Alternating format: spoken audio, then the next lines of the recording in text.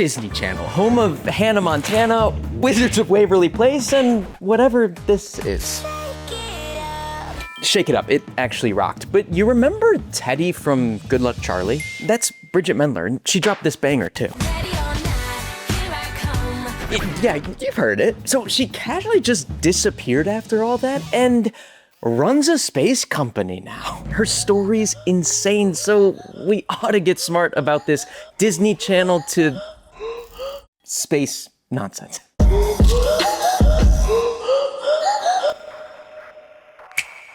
Hope I didn't have shit in my teeth for that. All right, let's dig in. It's 1992. We're in Washington, D.C. when Bridgit pops out her mama. Ma, I won't be an actress, man. Okay, hon. Good luck. With that. So she starts grinding. Local theater, commercials, small TV roles. It's like whatever. But in 2007, she lands a guest role on Wizards of Waverly Place. Hello, Justin. This was it. She's in the room, so Disney Channel execs are like, who that? Bridgit Mendler, that who? Well, I like her. So they cast her as the lead in this new show, Good Luck Charlie. Now, Good Luck Charlie becomes one of Disney Channel's biggest hits. We're talking 97 episodes over 4 seasons. So naturally, Bridget's gotta drop a hit single, ready or not. And that mofo climbs to number 49 on Billboard's Hot 100. It's a radio hit everywhere. Bridget's at the top. Red carpets, magazine covers, screaming fans, living the dream. But in 2013, Good Luck Charlie ends and Bridget vanishes. Okay, so most Disney Channel stars follow one of two paths. We still need this. Path A, explode into bigger fame. Our Mileys, our Selenas, our Zendayas. Or Path B, implode. Rehab, legal troubles, public meltdowns. But Bridgit Mendler, not rehab, no Vegas residency. Bridget reappears at Harvard. She gets accepted to Harvard grad school to study social impact and tech policy, becomes a researcher at MIT Media Lab, then starts a PhD at MIT focusing on space communications. Space communications? But she notices something because when she's walking past that lab, she's like, yo, what's all this stuff? And the researcher starts explaining, like, space infrastructure, ground stations, they gotta talk to satellites. And Bridget's like, well, oh, whoa, so there's a whole universe out there beyond the blue sky. Noted. Now, Bridget takes this space communications thing on and is presenting her research on ground stations. After her talk, this dude approaches. Griffin Cleverly. He's like, that was incredible. I've been obsessing over this exact communications problem. Yeah, what the fuck? We're launching thousands of satellites, but our ground infrastructure's stuck in the 60s. Yeah, what the fuck? So they start dating, both nerds with this same ground communication obsession, which is gonna be super important later. So Griffin's like, well, hey, you know what would be really romantic? What? Well, building a satellite together, a satellite antenna together. That's actually the most romantic thing you've ever said. Home Depot? Home Depot! They're going to Home Depot. They're gonna build their first satellite thing. Hey, speaking of building something from scratch, let me take a minute to teach you something that can change your life. Okay, so you probably don't know this, but behind all of my content is a big fat animation studio, now video editing agency, that I started with my best friend, Dylan. It's called Clipped. My brother Jack runs it with the guy who babysat us growing up, Sam. It's awesome. Okay, but Dylan and I had this problem early on. We needed to know when a new customer subscribed so we could onboard them, and we needed to know when customers canceled so we could fix their problems, offer them a refund, whatever. Henry, where are you going with this? I promise this can change your life. It's a little secret called APIs. Basically how apps on the internet talk to each other, which is how software engineers get paid $1 bajillion. And thanks to my favorite no-code tool, Zapier, you don't have to be technical to use this. Okay, so imagine here we have our Stripe. Stripe is a nice bully that collects lunch money from Clip's customers. Zapier here is my hall monitor, just walking around passing notes between kids. So Stripe goes to Zapier. I just got new money. Zapier starts sprinting down the hallway looking for Twilio, an internet texting app. Text Henry, there's new money. There's new money.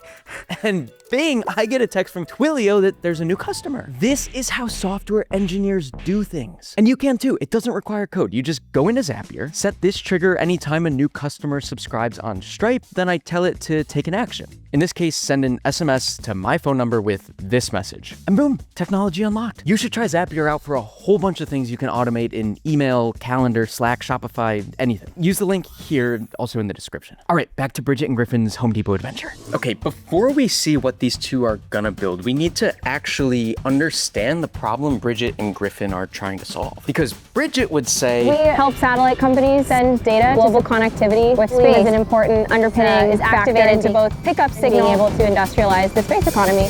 We gotta smart nonsensify that. Look, right now there are thousands of satellites orbiting Earth. And every year we're launching more. They power your GPS, your internet in remote areas, weather forecasts, scientific research, everything. But here's the problem. We have way more satellites than we have ways to talk to them. Think of it like this. Imagine we launched 10,000 remote control cars to space, but we only have 10 remote controllers. Most of those cars are just floating around waiting for their turn. And the controllers we do have are these parabolic dish antenna. This is the technology we've had since the 1960s. And these guys have to physically move to track satellites and shoot their energy at them. Plus they can only talk to one satellite at a time. That's a huge bottleneck. So Bridget and Griffin want to fix this. Their solution?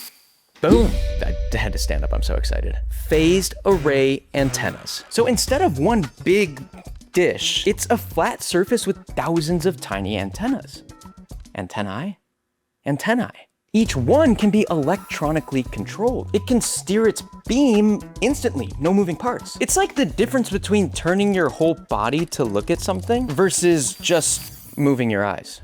The killer feature, one phased array can track multiple satellites at once. So those old dishes are one at a time, but phased array is multiple simultaneously. Plus you can set these up in days instead of months and it's a fraction of the cost. Genius, right? So we help satellites is an important... No, how about we help space companies talk to their satellites so everyone on Earth can talk to each other. This is important so we can build more things in space. Sweet. So in 2020, Bridget and Griffin decide to find out if they can actually build one of these fancy antennas. Antennae. Fuck. Okay, let's go back in. We're coming home from Home Depot. And they start building a prototype with literal Home Depot hardware store parts. Looks pretty sick, but... No, gee, you really think this'll work, Bridge? Not really. No, only one way to find out. That was they took a photo of Lake Michigan, transmitted from a satellite in space. Oh, it worked! It actually did!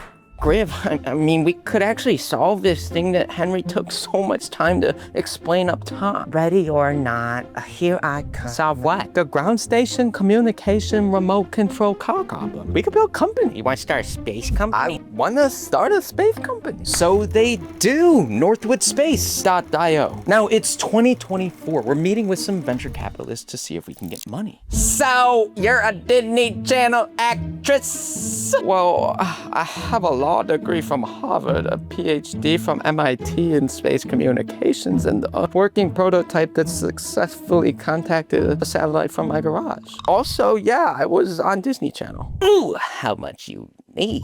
Northwood Space raises $30 million.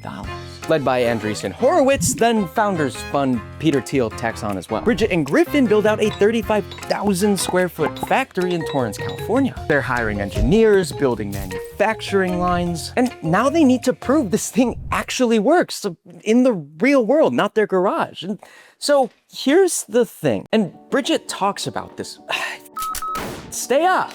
But when she was on Disney Channel, I felt like my impact was kind of being funneled through the activities of other people. You know, as an actress, sometimes you just feel like the spokesperson for other causes and other activities. But she always wanted to do something bigger. She wanted to have more impact. So she's building the infrastructure that connects the planet.